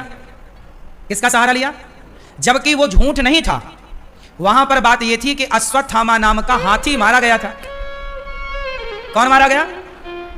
लेकिन वो बात कही गई, अश्वत्थामा गुरु द्रोणाचार्य का बेटा था। क्या कौन था वो? गुरु द्रोणाचार्य का बेटा। तो भगवान ने कहा कि मारा गया अश्वत्थामा। तो धर्मराज युधिष्ठिर के पास गए गुरु द्रोणाचार्य, ए धर्मराज तुम बताओ कि अश्वत्थामा मारा गया कि नहीं, तुम सच बोलोगे। अब धर्मराज युधिष्ठिर धर्म संकट में पड़ गए। भगवान कृष्ण बोले बोल दो मारा गया। धर्मराज बोले नहीं बोलूंगा। तब भगवान बोले ले मैं अश्वत्थामा नाम के हाथी को मरवाता हूं। भीम ने मार दिया। बोले अब तो बोलोगे कि मर गया। तो बोल दिया अश्वत्थामा मारा गया, और धीरे से बोला नरोवा कुंजरोवा। तब तक भगवान ने शंख बजा दिया। गुरु द्रोणाचार्य को वो बात सुनाई नहीं पड़ी। नरोवा वो नर था कि कुंजर मतलब हाथी था, वो हमें कन्फर्म तुम करो। अश्वत्थामा तो मारा गया, पर नर था कि हाथी था, अब ये गुरुजी आप समझो। तब तक शंख बज गया। अब सवाल खड़ा हुआ कि देखो ये तो छल तो हुआ। बोलो हाँ। उसी समय गुरु द्रोणाचार्य ने अपना धनुष बाण छोड़ दिया और धृष्टद्युम्न ने आकर के गुरु द्रोणाचार्य का सिर काट दिया। उसी समय गुरु द्रोणाचार्य की हत्या हो गई। ये पूरा झूठ क्यों बुलवाया गया? ताकि गुरु द्रोणाचार्य जी की हत्या हो सके। अब सवाल खड़ा हुआ कि अधर्म का साथ क्यों लिया गया? भगवान झूठ का साथ लेते हैं, क्यों? अच्छा आप लोग बताओ कि कृष्ण ने वहां झूठ का सहारा क्यों लिया? बोलो, उत्तर दो, उत्तर दो। मेरी मां, मैया, ओ मेरी मां, वो मैया हमारी देखो पता लगाने चल पड़ी कि क्यों सहारा लिया, मैं अभी आती हूं पता लगा के। ये बढ़िया मैया सीधा पता लगा के आएंगी। क्यों झूठ बोलना पड़ा मैया? बोलो बोलो बेटा, क्यों? क्योंकि गुरु द्रोणाचार्य बेवजह निर्दोष प्रजा को मार रहे थे, सेना को। हजारों सैनिक मार दिए गुरु द्रोणाचार्य ने। किनको मार दिए? हजारों। गुरु द्रोणाचार्य बड़े पावरफुल थे ना। ये वही द्रोणाचार्य हैं जिन्होंने अर्जुन को धनुष पकड़ना सिखाया है। ये अर्जुन के गुरु हैं, इनके पास बड़ा पावर है। लेकिन ये अपने पावर का क्या कर रहे हैं? दुरुपयोग कर रहे हैं। भोली भाली प्रजा को जो निरपराध है उसे गुरु द्रोणाचार्य मार रहे हैं। अब गुरु द्रोणाचार्य को रोकना तो था, बोलो अब रोकें कैसे? सच बोलते तो रुकते ना, तो झूठ का सहारा लेना पड़ा।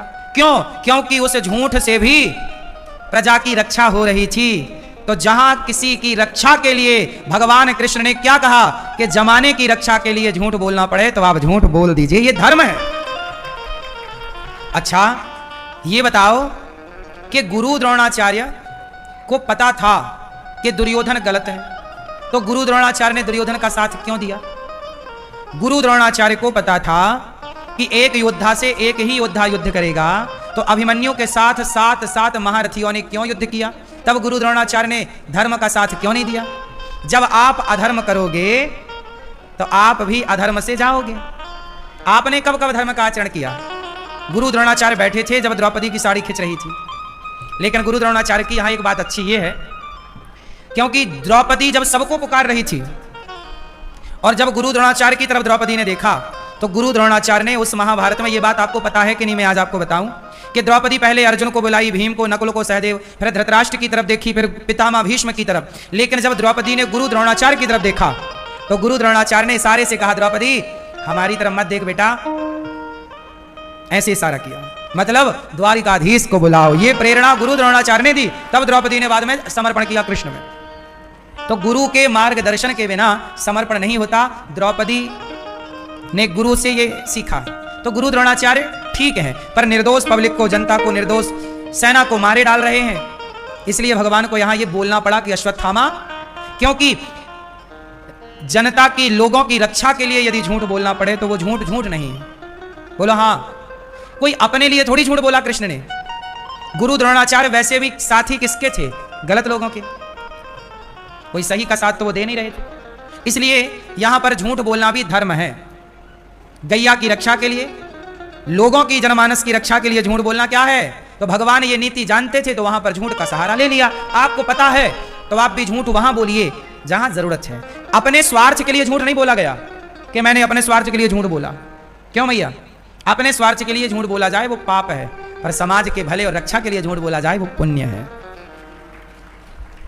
तो नारद जी सारे तीर्थों में गए और वृंदावन आए, तो यहाँ एक कन्या बैठी। कौन हो? मैं भक्ति हूँ।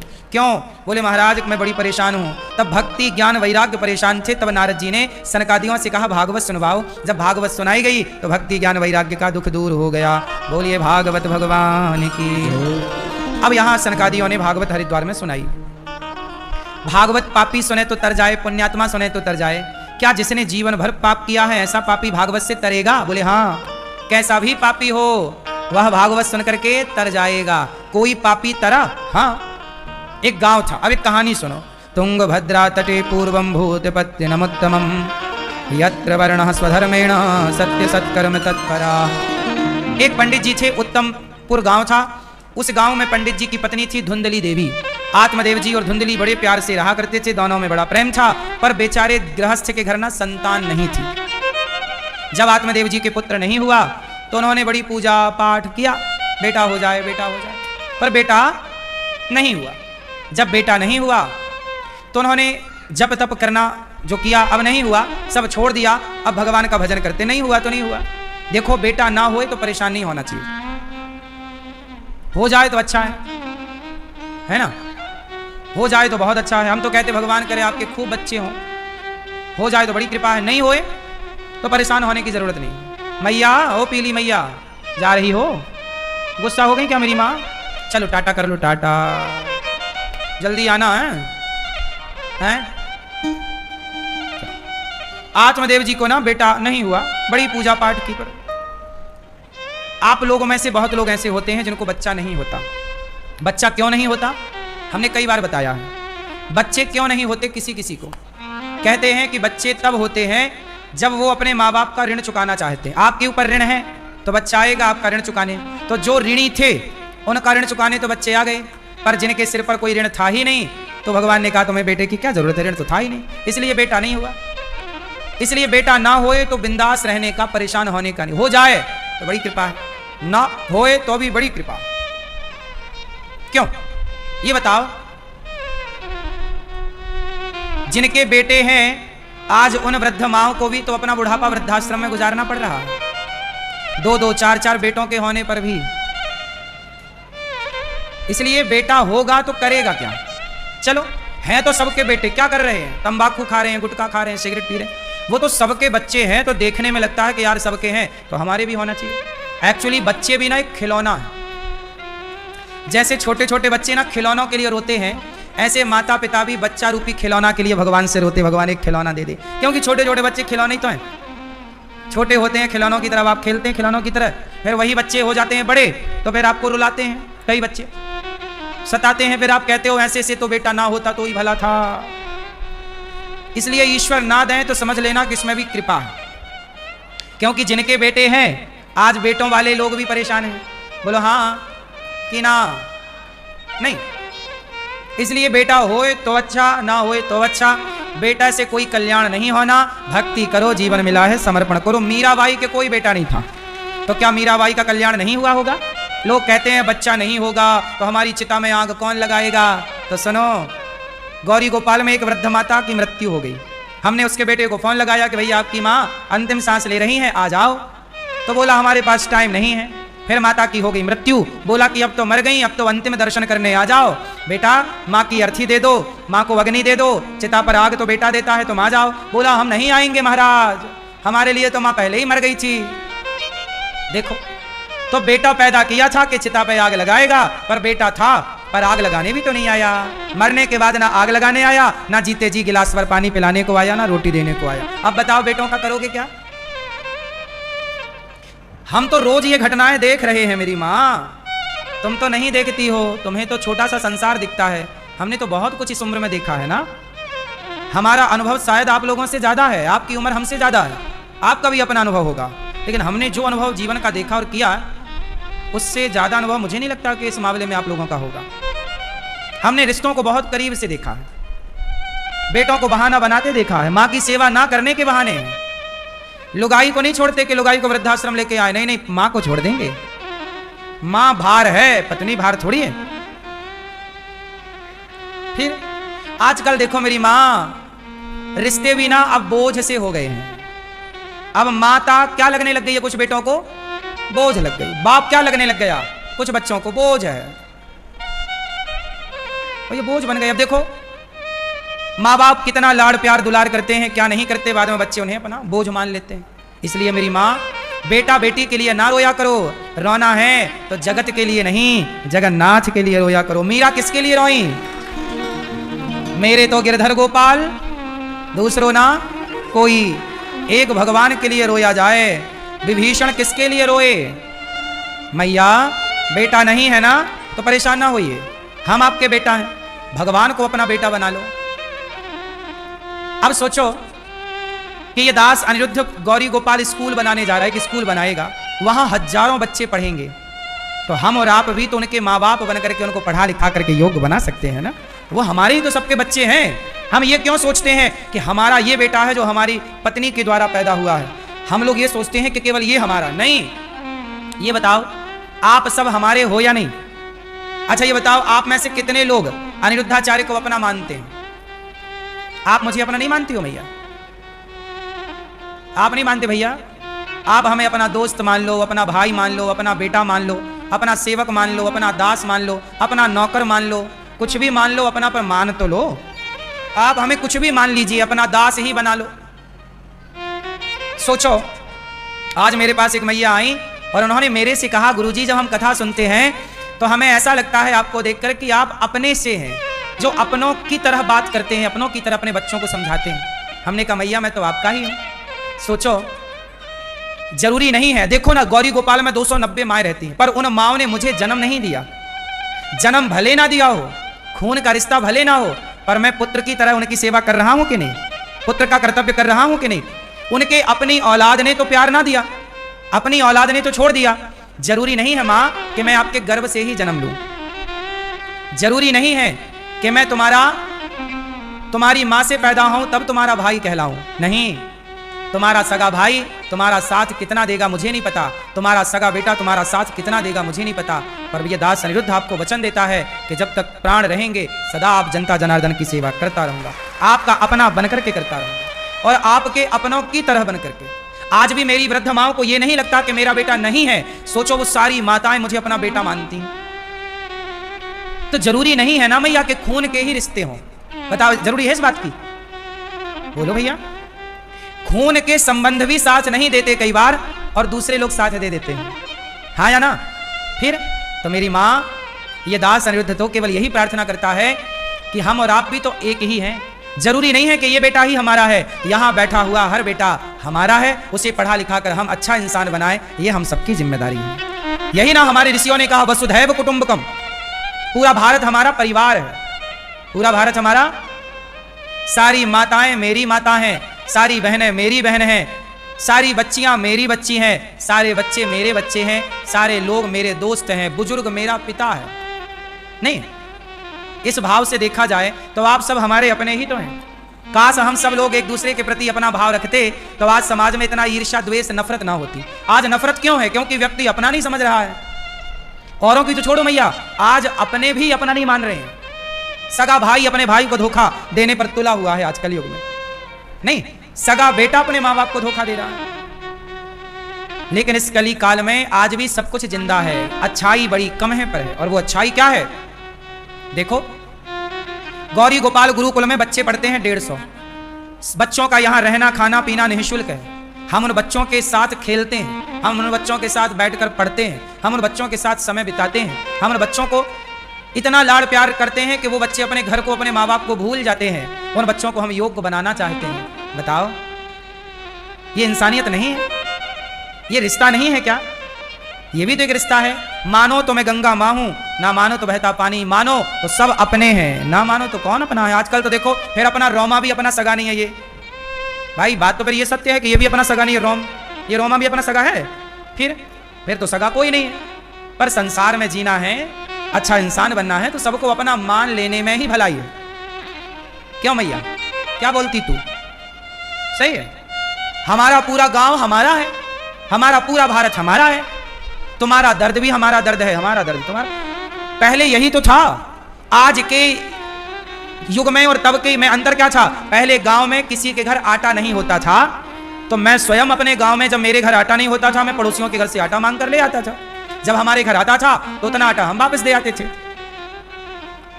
ये अपनापन था पहले। आजकल के जमाने में कोई किसी से आटा मांगे तो लोग मजाक, अरे उनके तो ऐसे देने आटा तक नहीं है, लोग मजाक उड़ाएंगे आपका। पहले आत्मीयता थी, पहले लोग एक दूसरे के सुख दुख में खड़े होते थे। हमारे गांव में किसी को कांटा लग जाए तो पूरा गांव का आदमी देखने आता था, भैया क्या हुआ, ज्यादा तो नहीं लगी? बोला हाँ। गांव में किसी को चोट लग जाती थी तो गांव भर के लोग देखने आते थे, ज्यादा चोट तो नहीं लगी। और आजकल बड़े बड़े शहरों में आदमी मर जाता है तो नीचे वाला ऊपर वाले को देखने नहीं जाता, और ऊपर के फ्लोर वाला नीचे को देखने नहीं जाता कि मर गया। आज आत्मीयता रही कहां? आज इंसानियत कहां रही? बताओ।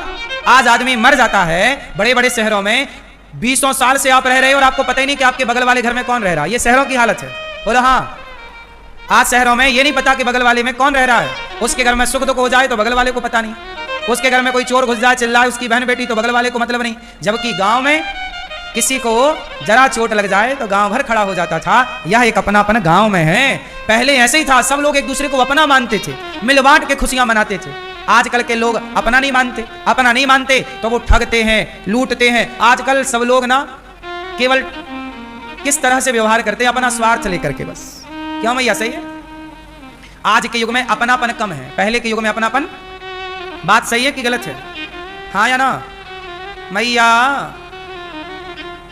सुनो, मेरी माँ, आत्मदेव जी को संतान नहीं हुई संत के पास गए, संत ने फल दिया, फल गाय को खिला दिया उनकी पत्नी ने, तो गाय को बच्चा हुआ, नाम रखा गौकर्ण। उनकी बहन को बच्चा हुआ, पैसों से खरीद लिया, नाम रखा धुंधकारी। धुंधकारी बड़ा हुआ, बड़ा दुष्ट हुआ, अपने माँ बाप को बड़ा सताता है। तब गौकर्ण जी, एक दिन क्या हुआ, धुंधकारी ने अपने बाप को मारा डंडे से। हमारे भाग्य में जितना दुख होगा ना वो हमें मिलेगा। दशरथ जी के भाग्य का भी दुख उन्हें मिला, तो हमारे भाग्य का भी हमको मिलना है, सुख भी और दुख भी। लेकिन एक बात है कि हमारे जीवन में जो पाप है वह हमारे द्वारा किए गए पुण्य से नष्ट हो जाता है। इसलिए पाप हो जाए तो घबराना नहीं चाहिए। पाप को अब दोबारा ना करें, उन गलतियों को दोबारा ना दोहराएं, और अच्छे जैसे दीपक जलाने से अंधकार नष्ट हो जाता है, ऐसे पुण्य करने से पाप नष्ट हो जाता है। तो पाप नष्ट हो जाएगा, आश्चर्य नहीं है। अब ये बताओ कि पूतना का पाप नष्ट हुआ कि नहीं? अजामिल का पाप नष्ट हुआ कि नहीं? बोलो। अजामिल तो बड़ा पापी था, पर नाम लेते ही मुक्त हुआ कि नहीं? जैसे अजामिल का पाप ज्यादा था पर भगवान की कृपा से समाप्त हो गया, ऐसे ही यदि अजामिल का पाप नष्ट हुआ तो हमारा और आपका पाप भी नष्ट होगा। इसमें क्या आश्चर्य? धुंधकारी मारता अपने बाप को, इतना मारा कि बेचारे, उन्होंने बाद में गौकर्ण जी ने समझाया, देहे स्थिमान से रुधिरे भीमतिम त्यजत्वम जाया सुतादिसु सदा ममतां विमुंच पश्यानिसं जगदिदं क्षण भंग निष्ठम वैराग्य राग रसिको भव भक्ति निष्ठा। गौकर्ण जी ने समझाया, पिताजी मत रोइए, देखो धुंधकारी मारा, बेटे ने बाप को मारा। गौकर्ण जी समझा रहे हैं, पिताजी क्यों रो रहे हो? बेटे ने मारा इसलिए, मारने दो, आप छोड़ो बेटे की ममता, आपने बेटे में मन लगाया है इसलिए दर्द पीड़ा है। सेवा कथा रसमहो नितराम पिबत्वम। अच्छा एक बात बताओ, बेटा आपका है ये कन्फर्म है? आप कह सकते हो कि ये बेटा मेरा है? यदि आपका बेटा है तो फिर आपको छोड़ क्यों देता है एक समय के बाद? क्यों भैया? आप अपने बेटे को कितना भी लाड़ प्यार दो, जो कि हर माँ बाप देते हैं, पर प्रकृति का नियम तो ये है, आप मानो ना मानो, आपका बेटा एक दिन आपको छोड़ देगा। ये बात थोड़ा कड़वी है पर सत्य है। शादी विवाह के बाद बच्चों में जरूरत से ज्यादा परिवर्तन आता ही आता है। कुछ बच्चे हैं जो सेवा करते हैं, करना भी चाहिए, पर मैं आपसे केवल इतना कहूं कि आप जिस अधिकार से कहते हो कि ये बेटा मेरा है, जिस अधिकार से कहते हो कि ये घर मेरा है, जिस अधिकार से कहते हो कि ये शरीर मेरा है, जबकि सत्यता ये है कि ना ये शरीर आपका है। शरीर आपका था तो बुढ़ापे में अंधे हो गए, रोका क्यों नहीं अपने आप को अंधा होने से? लंगड़े हो गए तो रोका क्यों नहीं? आप में से कोई नहीं चाहता कि हम बुढ़े हो जाएं, पर सबको बूढ़ा होना पड़ेगा। शरीर आपका था तो बूढ़ा होने से रोक लेते ना, बेटा आपका था तो अपने से दूर जाने से रोक लेते ना। सोचिए, जिस अधिकार से आप कहते हो ये बेटा मेरा, ये घर मेरा, ये शरीर मेरा, काश इसी अधिकार से आप कहते कि भगवान मेरे हैं, तो आपका कल्याण हो जाता। आप बेटे पर तो अधिकार जताते हो, पर उस अधिकार से भगवान को नहीं कहते कि मेरे हैं। जबकि मीरा ने अधिकार से कहा कि मेरे तो गिरधर गोपाल, दूसरों ना कोई। भगवान को अधिकार से कहिए कि ये मेरे हैं। आप लोग ना वो अपनापन भगवान में नहीं रख पाते जो अपनापन बच्चों में रखते हैं। बच्चे धोखा देंगे पर भगवान धोखा नहीं देंगे। बच्चे साथ छोड़ेंगे पर भगवान साथ नहीं छोड़ेंगे। जो साथ छोड़ेंगे उनके तो आप पीछे पीछे भागते हो, और जो साथ नहीं छोड़ेंगे आप उनका साथ पकड़ते ही नहीं। और बाद में आप रोते हो, गुरुजी हम बड़े परेशान हैं, तो आपने उनका साथ पकड़ा ही नहीं जो सदा आपके साथी है। सच्ची बताओ, बेटा साथी है कि भगवान साथी है? सच बताओ, बेटा कितना साथ देगा आपका? अच्छा हॉस्पिटल दे सकता है बेटा, अच्छी दवाई करा सकता है, पर तुम्हारे कर्मदंड तो तुम्हें भोगने ही पड़ेंगे ना मेरी माँ। तुम्हारा दर्द है, शरीर में पीड़ा है, तो क्या बच्चा कर लेगा कुछ? आज तुम्हारी मौत आ जाए तो क्या बेटा तुम्हें बचा लेगा? इसलिए भरोसे जगत के नहीं, भगवान के। भगवान ही हमारे सब कुछ, उन्हीं के भरोसे हम रहे। गौकर्ण जी ने यह समझाया, आत्मदेव जी को समझ में आई, उन्होंने आत्म कल्याण किया। धुंधकारी ने माँ को मारा, कुएं में कूद गई बेचारी। देखो माँ को कौन मार रहा है? धुंधकारी। वही माँ जिस माँ ने पाल पोस कर बड़ा किया, उसी माँ को धुंधकारी ने मारा। इसलिए आप लोगों से मेरी प्रार्थना है कि अपनी अपनी माँओं की सेवा करो, सम्मान करो, आदर करो, इज्जत करो। हाँ या ना? आज बेटे ने मारा, माँ को निकाल दिया। यदि बेटा अपने अपनी माँ की सेवा करते, धुंधकारी ने माँ को मारा और निकाल दिया। आज भी धुंधकारी है, तब ही धुंधकारी था ऐसा नहीं, आज भी धुंधकारी है। तब के धुंधकारी ने माँ को निकाला, आज भी धुंधकारी जो माँ को मारते हैं, प्रताड़ित करते हैं, परेशान करते हैं। अब हमारी ये माँ है, ये हमारी माता छत्तीसगढ़ से है। मैया की उम्र है मैया की उम्र है